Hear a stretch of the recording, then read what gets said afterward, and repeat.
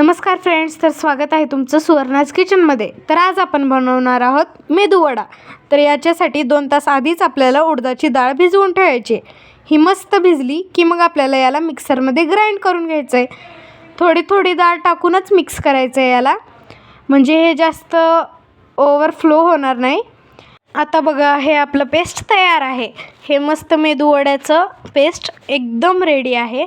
मग आपण तेल ठेवायचं कढईत गरम करायला आणि मग आपल्या पेस्टला थोडंसं साईडला ठेवायचं। इथे बघा आपलं सांबार पण रेडी होतं। मस्त सांबार बनवलं होतं आणि हीच चटणी पण रेडी होती, मस्त शेंगदाणे दहीची चटणी। मग आता आपल्याला हाताला थोडंसं पाणी लावून ह्याचं असं गोल करून मग त्यात होल करायचं आहे आणि मग ते आपल्याला हळूच तेलात घालायचं आहे।